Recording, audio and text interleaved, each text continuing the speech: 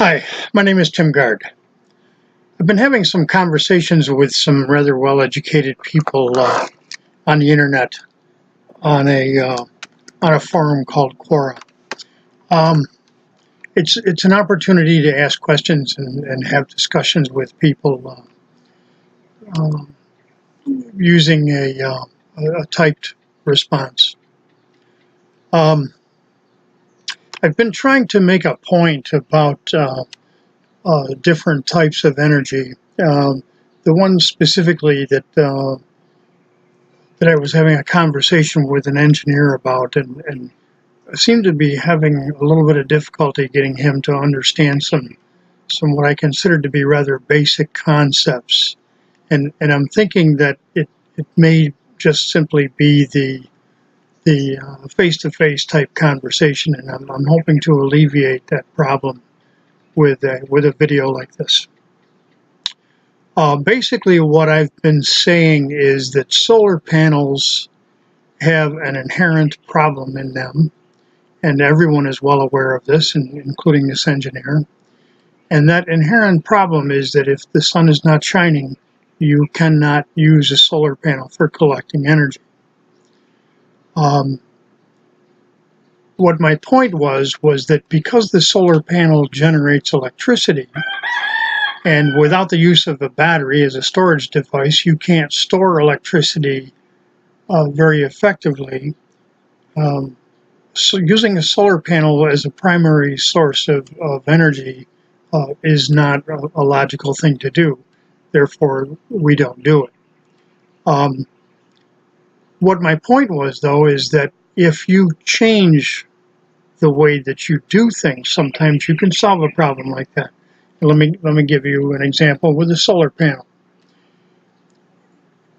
It doesn't make any sense to put in any more solar panels than what your maximum load would be. So if you are putting in solar panels for a neighborhood and the maximum load that you would use during the day would be filled by 100 solar panels, it wouldn't make any sense to put in 101 panels or anything above that, because you simply wouldn't use the energy that they would generate anyway. And even in the case of 100, it's unlikely that your loads are going to be full during the entire day. But you may go for the outside with that by putting in enough solar panels to complete the full load. So by design, because you were trying to use those as an energy source, it doesn't make any sense to go over 100 panels. Now, some people say, well, you can simply make chemical batteries to store that energy and use it at the nighttime, but that is really not very logical at all.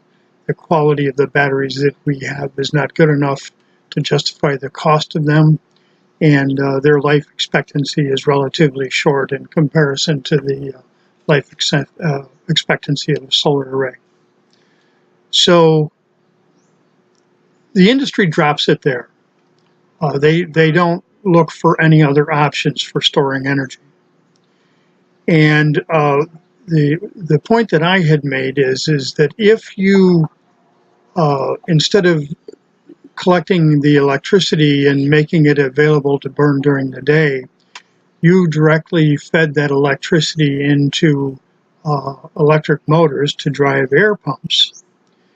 Now you can put in 200 panels instead of the 100 and simply collect the energy in the form of compressed air.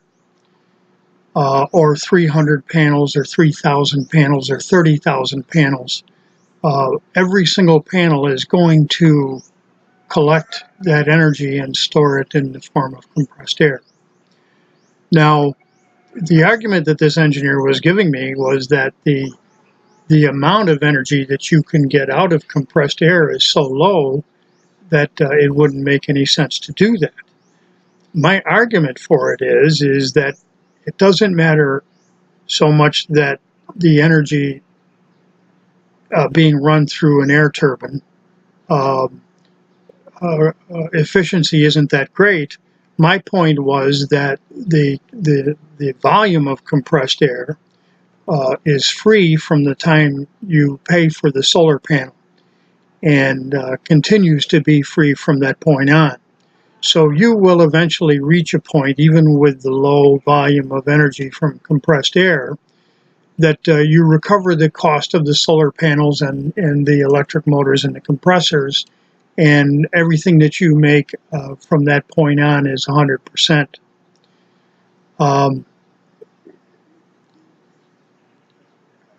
He completely ignored that portion of it, and this is one of the frustrating things about having a conversation that's written like this.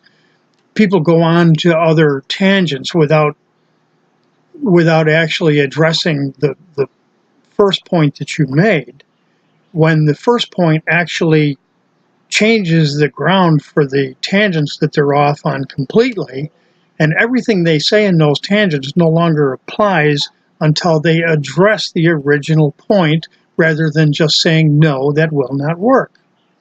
You need to address the original point.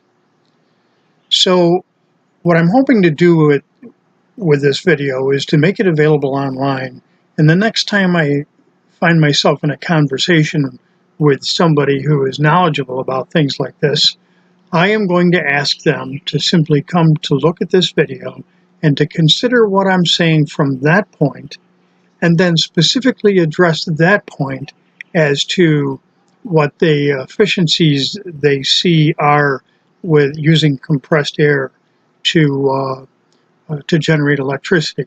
Now, my argument for that is if you do a little bit of research, you will find out that the De Beers mining facility in Central Africa, they actually run train cars to the west coast of Africa, where they have access to large amounts of electricity.